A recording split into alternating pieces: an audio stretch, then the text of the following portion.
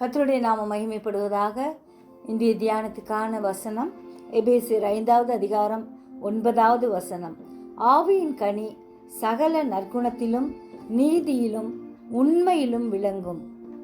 ஆவியின் கனியை நிரம்ப பெற்றவர்களாய் நாம் வாழ்வோம்.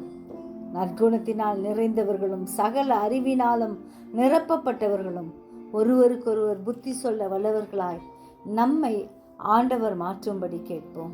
நாம் மனோவாஞ்சியாய் வசனத்தை ஏற்றுக்கொண்டு காரியங்கள் இப்படி நடக்கிறதா என்று தினந்தோறும் வேத வாக்கியங்களை ஆராய்ந்து பார்ப்போம். ஏனென்றால் கர்த்தரால் நற்குணசாலிகள் என்ற பெயரை பெறுவதற்காக நாம் முயற்சிப்போம். ஜெபிப்போமா. ஜீவிக்கிறதான நல்ல இயேசுவே, இந்த அருமையான நாளுக்காய் நன்றியோடு ஸ்தோத்திரிக்கிறோம். எங்களுக்கு நீர் தந்த ஜீவன் சுகம் பலனுக்காக நன்றியோடு ஸ்தோத்திரிக்கிறோம்.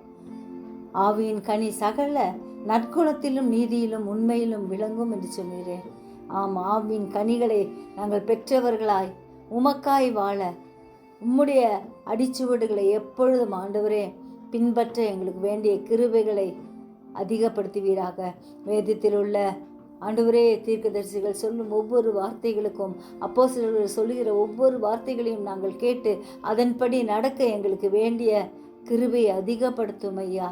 நாங்கள் ஒவ்வொருவரும் உம்மை பிரியப்படுத்தி வாழ கிருபை தாரும் ஐயா. நற்குணசாலிகளாய் வாழ கிருபை தாரும். உம்முடைய நல்ல வார்த்தை எங்கள் ஒவ்வொருவரையும் தேற்றும்படியாய் ஆண்டவரே எங்களை ஆறுதல் படுத்தும்படியாய் உயர்த்தும்படியாய் உம்முடைய கரத்தில் ஒப்பு கொடுக்கிறோம். நீரே பொறுப்பிடும் வழி நடத்தும் ஆசீர்வதியும். இயேசுவின் மூலம் ஜெபங்கேளும் பிதாவே. ஆமென்.